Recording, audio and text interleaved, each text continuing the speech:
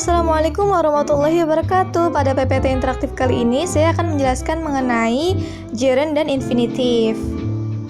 Oke, sebelum saya menjelaskan materi gerund dan infinitif, perkenalkan nama saya Siti Balkis. Video ini untuk ujian tengah semester saya di semester 4 di mata kuliah Call Assisted Language Learning. Materi pertama saya akan menjelaskan mengenai pengertian gerund dan infinitif. Gerund, verb plus ing, dan infinitif to plus base verb merupakan verbal dalam kalimat bahasa Inggris yang dapat berfungsi sebagai kata benda atau noun. Contoh dari gerund yaitu singing, drinking, running, walking, studying, dan lain sebagainya. Contoh infinitif, to sing, to drink, to run, to walk, to study, dan lain sebagainya. Selanjutnya yaitu fungsi gerund dan infinitif. Yang pertama, sebagai subjek. Dalam suatu kalimat, gerund dan infinitif bisa berfungsi sebagai subjek. Namun untuk infinitif, biasanya berada di akhir kalimat dan subjek di awal kalimat diganti dengan it. Contohnya, gerund, studying English is fun. Infinitif, to travel to Mars will take months, or it will take months to travel to Mars. Yang kedua yaitu sebagai subjek komplement. Keduanya bisa digunakan sebagai pelengkap subjek pada suatu kalimat. Contohnya yang gerund, my goal is winning the marathon. Infinitif, my goal is to win the marathon. Yang ketiga, sebagai noun complement, pelengkap kata benda. Noun complement menambahkan keterangan kata benda tersebut. Pada fungsi ini, hanya infinitif yang dapat digunakan sebagai pelengkap kata benda.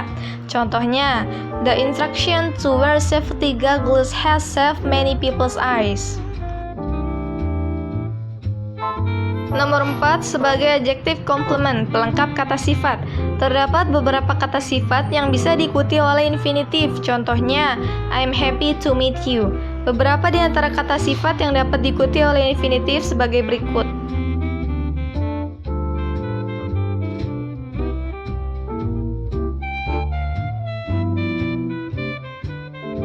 Nomor 5, sebagai direct object, objek langsung. Dalam sebuah kalimat, kata kerja sering diikuti oleh objek langsung. Terdapat aturan mengenai kata kerja yang hanya dapat diikuti oleh gerund, infinitif, atau keduanya. Contoh, gerund, she enjoys drinking. Infinitif, Sarah hopes to see the play. Oke, berikut ini yaitu ada beberapa daftar kerja yang diikuti oleh gerund dan infinitif. Nomor 6, sebagai objek of preposition, objek preposisi. Hanya gerund yang merupakan objek dari preposisi. Contoh, thank you for helping me. Berikut adalah rumus gerund dan infinitif.